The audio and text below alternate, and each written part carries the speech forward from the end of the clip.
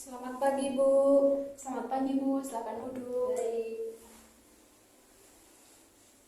Baik, Ibu. Perkenalkan, saya Bidan Nastin yang bertugas pada pagi hari ini. Dengan Ibu siapa, Bu? Ibu Putri, Bu. Baik, Bu Putri, ada yang bisa saya bantu, Bu? Di sini saya akan konsultasi tentang kanker payudara pada usia subur, Bu. Baik, Ibu. Sebelum kita melakukan konseling, Ibu terlebih dahulu mengisi inform consent dulu ya, Bu. Baik. Inform consent ini berisi tentang ketersediaan Ibu dalam melakukan tindakan. Bisa dibaca terlebih dahulu ya, Bu. Baik, saya akan Dan tanda tangan. Tanda tangan ya, Bu? Iya, Bu. Oke, Bu. Itu saya mencuci tangan terlebih dahulu ya, Bu.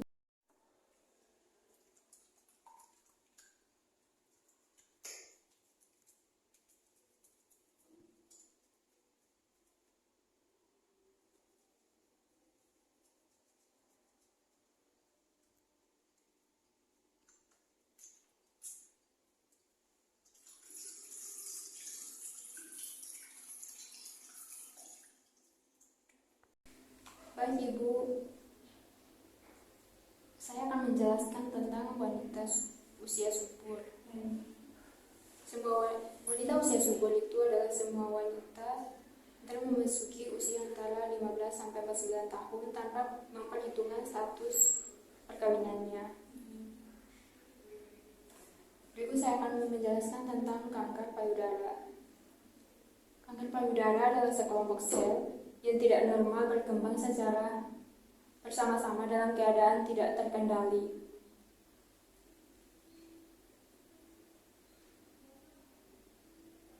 Masuk dan merusak jaringan sehat di payudara dan membentuk benjolan atau tumor ganas. Berikut saya akan menjelaskan tentang gejala kanker payudara. Gejala kanker payudara adalah baru diketahui bahwa dirinya terserang kanker payudara setelah timbul rasa sakit atau nyeri pada payudara dan setelah benjolan tumbuh semakin membesar pada jaringan payudara. Faktor risiko kanker payudara yang tidak dapat dihindari yaitu pertama, gender wanita adalah risiko utama dari kanker payudara. Laki-laki juga bisa mengidap kanker payudara, namun perbandingannya adalah 100:1. Yang kedua itu usia. Peluang mengidap kanker payudara meningkat pada wanita yang usianya sudah tua atau lebih dari 50 tahun. Ketiga, gen. Sekitar 5-10% kanker payudara terkait erat dengan gen-gen tertentu yang diturunkan dari orang tua. Yang keempat itu wanita yang mengalami kanker payudara pada satu payudaranya mempunyai kesempatan yang lebih besar untuk menderita kanker payudara baru dan payudara lainnya. Yang kelima, periode menstruasi. Wanita yang mengalami minor lebih awal sebelum usia 12 tahun atau yang telah mengalami menopause setelah usia 55 tahun. Resiko yang keenam itu resiko perkembangan kanker payudara menjadi lebih tinggi jika radiasi diberikan selama masa remaja ketika payudara masih dalam proses berkembang. Yang ketujuh itu kondisi tumor payudara jinak. Wanita yang didiagnosis mengalami tumor jinak pada payudara meningkatkan risiko kanker payudara. Berikut saya akan menjelaskan tentang faktor risiko kanker payudara yang bisa dihindari. Pertama itu tidak mempunyai anak atau mempunyai anak pada saat berusia 30 tahun ke atas. Hamil pada saat usia produktif kehamilan bisa mengurangi risiko terkena kanker payudara. Yang kedua, wanita yang menggunakan pil pengontrol kehamilan mempunyai risiko sedikit lebih tinggi terkena kanker payudara dibandingkan wanita yang tidak pernah menggunakannya. Yang ketiga, terapi hormon post-menopause atau PHT.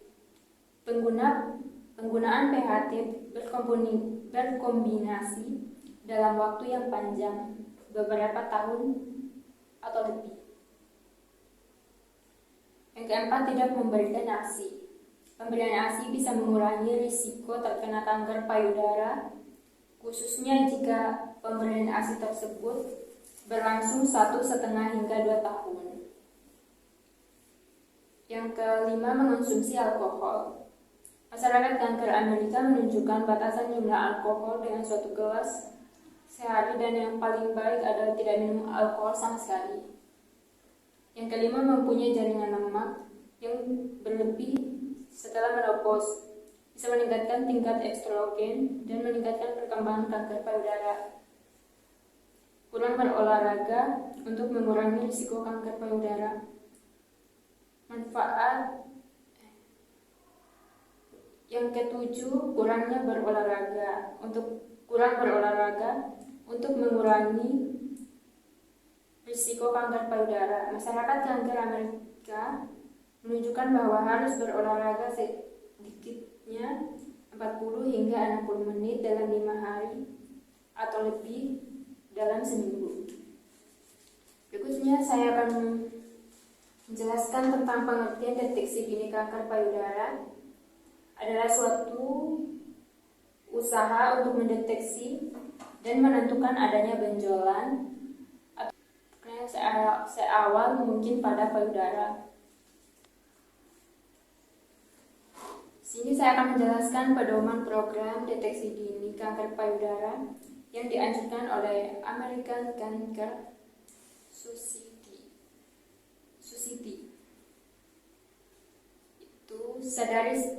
Yaitu pada umur 20 sampai 25 sadari 1 bulan sekali. Yang kedua, pada usia 25 sampai 35 sadari 1 bulan sekali juga. Pemeriksaan dokter tiap 1 tahun. Terus kalau umur 35 yaitu baseline mammografi. Lebih dari 35 sampai 50 sadari 1 bulan sekali. Pemeriksaan dokter tiap 6 bulan. Mammografi sesuai anjuran dokter.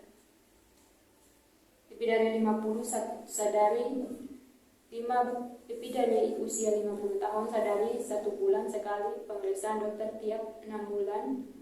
Mammografi 1 tahun sekali. Sadari adalah pemeriksaan atau perapaan sendiri untuk menemukan timbulnya benjolan abnormal pada payudara. Sadari hanya untuk mendeteksi dini adanya ketidaknormalan pada payudara, tidak untuk mencegah kanker payudara. Mamografi adalah foto payudara dengan sinar X, dosis rendah, serta dapat memperlihatkan gambaran payudara secara keseluruhan. Tujuannya untuk mendeteksi kelainan yang belum teraba, ukuran kurang dari 10 mm, dan memeriksa gambar yang khas pada kelainan tertentu pada payudara, jinak atau ganas. Berikut termografi payudara dapat dilakukan dengan kamera inframerah ultra sensitif dan komputer canggih untuk mendeteksi, menganalisis, serta menghasilkan gambar atau citra tubuh. Diagnostik beresolusi tinggi yang mampu menangkap adanya perubahan temperatur dan aktivitas pembuluh, tanda adanya kemungkinan tumbuhnya sel prakanker atau kanker dapat dideteksi sampai 10 tahun lebih awal jika dibandingkan dengan prosedur lainnya. Bagaimana Bu? Apakah Ibu sudah paham dengan yang saya jelaskan tadi? Sedikit paham, Bu.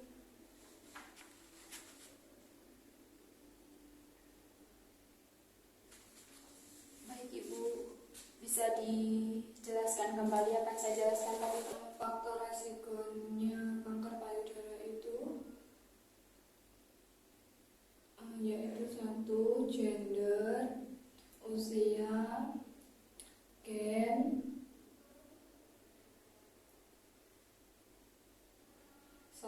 menstruasi, Bu. Baik Ibu, terima kasih ya Bu. Nanti Ibu bisa kembali untuk mengecek dan mendeteksi payudara ya Bu, terdapat kanker atau tidak. Baik Bu, konselingnya sudah berakhir. Apakah ada pertanyaan Bu? Sudah tidak ada, Bu, cukup. Sudah paham. Baik Ibu. Terima kasih, Bu.